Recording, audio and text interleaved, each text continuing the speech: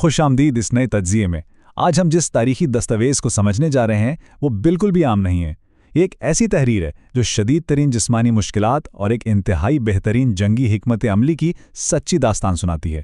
چلیے بلا کسی تاخیر کے اس تاریخی واقعے کی گہرائیوں میں اترتے ہیں اور دیکھتے ہیں کہ داستان ہمیں کیا سکھاتی ہے۔ ذرا تصور کیجئے، ایک چھوٹی سی بستی آخر اپنا وجود کیسے برقرار رکھ سکتی ہے جب 10,000 ہتھیار بند جنگجوؤں کا ایک عظیم لشکر ان کا نشان مٹانے کے لیے آگے بڑھ رہا ہو۔ یہ کوئی معمولی حالات نہیں تھے، بلکہ ایک مکمل وجودی خطرہ تھا۔ یہ بقا کی ایک ایسی داستان ہے جہاں فیصلہ صرف طاقت سے نہیں بلکہ عزم اور دانشمندی سے ہونا تھا۔ اس دستاویز میں یہی حقیقت ابھر کر سامنے آتی ہے۔ یہی وہ اصل اردو ماخذ ہے جس کا ہم آج تجزیہ کر رہے ہیں۔ اس تحریر میں ان شدید ترین حالات، اس دباؤ اور لوگوں کی بے مثال برداشت کو بالکل محفوظ کر لیا گیا ہے۔ یہ محض چند لفظ نہیں ہے، بلکہ اس وقت کے خوف اور اتھک محنت کا ایک زندہ ثبوت ہے۔ حصہ 1، ابھرتا ہوا خطرہ۔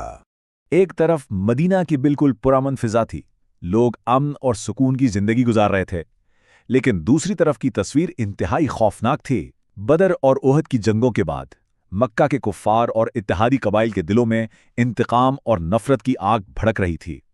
ان کا مقصد صرف فتح نہیں تھا، بلکہ مسلمانوں کو جڑ سے اکھاڑ پھینکنا تھا۔ یہاں اس عدد پر ذرا غور کیجیے، 10,000۔ اس زمانے اور اس خطے کے حساب سے دیکھا جائے تو یہ ایک ایسی بے مثال اور عظیم الشان فوج تھی جس کا تصور بھی رونگٹے کھڑے کر دیتا ہے۔ اس عظیم تعداد کو دیکھ کر اس بے حد خوف اور گھبراہٹ کا اندازہ لگانا بالکل بھی مشکل نہیں جو اس چھوٹی سی آبادی پر چھا گئی ہوگی۔ حصہ 2، فارسی حکمت عملی۔ ایسے مایوس کن حالات میں ایک ایسی ترکیب سامنے آئی جس نے سب بدل دیا۔ حضرت سلمان فارسی نے مشورہ دیا کہ ہمارے ملک فارس میں جب دشمن حملہ کرتا ہے تو ہم شہر کے گرد خندق کھود لیتے ہیں۔ یہ عرب کی جنگی تاریخ میں ایک بالکل نئی اور انوکھی حکمت عملی تھی۔ اس سے ثابت ہوتا ہے کہ کیسے بیرونی تجربات کو وقت پر اپنانا کسی بھی قوم کی بقا کا سبب بن سکتا ہے۔ حصہ 3، کٹھن حالات میں محنت۔ لیکن اس ترکیب پر عمل کرنا کوئی آسان کام نہیں تھا۔ ذرا حالات کی سنگینی کو دیکھیں۔ پہلی چیز، خون جما دینے والی شدید سردی۔ دوسرا، پیٹ میں بالکل کچھ نہ ہونے کی وجہ سے آخری حد تک پہنچی ہوئی بھوک۔ اور تیسرا، دن رات پتھر توڑنے اور مٹی اٹھانے سے پیدا ہونے والی شدید جسمانی تھکاوٹ۔ ان تینوں چیزوں کا مجموعہ انسان کے صبر کا سب سے بڑا امتحان تھا۔ لیکن ان دردناک حالات میں امید کہاں سے آئی؟ اصل قیادت سے۔ پیغمبر اسلام نے صرف حکم صادر نہیں کیے بلکہ خود آگے بڑھ کر صحابہ کے ساتھ مل کر پتھر توڑے اور مٹی اٹھائی۔ جب رہنما خود میدان میں آگے ہونا تو تھکاوٹ بھی اثر نہیں کرتی۔ یہی وجہ تھی کہ لوگ اس بے حد تھکا دینے والے کام کے دوران بھی پرجوش اشعار پڑھ رہے تھے۔ حصہ 4، امید کی کرنیں۔ اب سوچیں، حالات پہلے ہی بے حد کٹھن تھے اور اچانک خندق کی کھدائی کے دوران ایک ایسی ضدی چٹان سامنے آ گئی جو کسی سے ٹوٹ ہی نہیں رہی تھی۔ سب نے پوری طاقت لگا لی لیکن وہ چٹان اپنی جگہ سے ٹس سے مس نہ ہوئی۔ آخرکار بے بس اور تھکے ہوئے ساتھیوں نے مدد کے لیے رسول اللہ کو بلایا۔ پھر جو ہوا وہ بے حد حیرت انگیز تھا۔ جب انہوں نے پہلی ضرب لگائی تو چنگاریاں نکلیں اور شام کی فتح کی بشارت ملی۔ دوسری ضرب پر پھر چنگاریاں ابھریں اور اس بار فارس کو فتح کرنے کی خوشخبری ملی۔ اور جب تیسری ضرب پڑی نا تو وہ ضدی چٹان بالکل ریزہ ریزہ ہو گئی اور یمن کی فتح کا وعدہ سامنے آیا۔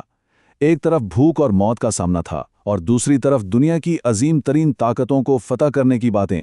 انہی وعدوں نے اس اندھیرے میں امید کی ایسی شمع جلائی جو کبھی نہ بجھ سکی۔ حصہ 5، محاصرے کا آغاز۔ بالآخر وہ عظیم دشمن لشکر اپنے پورے تکبر کے ساتھ وہاں پہنچا، لیکن سامنے کا منظر دیکھ کر ہکا بکا رہ گیا۔ خندق اس قدر گہری اور چوڑی تھی کہ ان کے بہترین اور تیز ترین گھوڑے بھی اسے پار کرنے کا سوچ نہیں سکتے تھے۔ ان کی پوری جنگی تیاری وہیں دھری کی دھری رہ گئی اور مجبوراً انہیں ایک تھکا دینے والے اور طویل محاصرے کا آغاز کرنا پڑا۔ حصہ 6، مشکلات کے درمیان استقامت۔ تحریر میں آگے چل کر جس دردناک اور جذباتی پہلو کا ذکر ہے وہ سیدھا دل پر اثر کرتا ہے۔ بھوک اور فاقہ کشی اپنے آخری عروج پر تھے۔ حالات اتنے سنگین تھے کہ خود پیغمبر اسلام کی یہ حالت تھی کہ انہوں نے شدید بھوک کے احساس کو دبانے کے لیے اپنے پیٹ پر پتھر باندھا ہوا تھا۔ یہ منظر ظاہر کرتا ہے کہ وہاں موجود لوگ جسمانی مشکلات کی کس آخری حد کو چھو رہے تھے۔ ان عظیم مشکلات میں لوگوں کے اصلی چہرے بھی سامنے آئے۔